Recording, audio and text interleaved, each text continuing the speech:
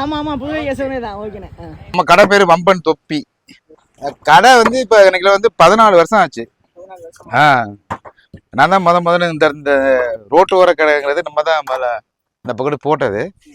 14 வருஷமா போட்டிருக்கு. ஏதோ என்னோட திருப்திக்கு ஓகே, ஒன்றும் பிரச்சனை இல்லை. நல்ல கிளைமேட் நல்லா இருக்கு இந்த இடத்துல. மரங்கள் லொக்கேஷன் நல்லா இருக்கும். மரத்தெல்லாம் வெட்டுறதுனால கொஞ்சம் வெயில் அப்படி இப்படி இயற்கை சூழ்ந்த இடமா இருக்கும். நல்லா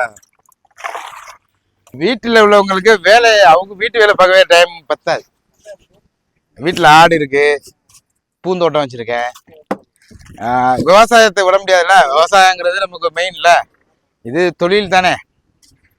அதனால இதையும் பார்க்கணும் அதையும் பார்க்கணும். வீட்டுக்காரங்களாம் இழுத்துட்டு வர முடியாது. வம்பன் தொப்பின்னா தான் எல்லாருக்குமே தெரியும். எல்லாருக்குமே தெரியும். கடை பேரு நான் தான் இயற்கையா வச்சது. பேரா ஆட்டுமே தொப்பி போட்டு தான் எப்பவுமே கடை வைக்கிறது. அதுல தொப்பி கடைன்னு சொல்லுவாங்க. ஏன் தொப்பி கடை வேணாம், வந்து ஊருக்கு ஒரு ஆட்டுமே சொல்லி வம்பன் வச்சது பேரு. அதாவது வம்பன் தொப்பின்னு தான் சொல்லுவாங்க. கிளைமேட் சரியினால சரக்கு இறக்காம இருக்குது. இல்ல இப்ப மழை சீசன் மாதிரி கம்மல் போடுதுல்ல, அதனாலதான் சரக்கு இறக்கல. இல்லைன்னா எல்லாமே சாத்துக்குடி, மாதுளை, கீரணி, தர்பூசணி, பைனாப்பிள் எல்லாமே இறக்குறது. ஆமா ஆமா புதுகை கேசவனே தான். ஓகேண்ணே. அப்படியா, வாங்க ப்ரோ. Okay bro.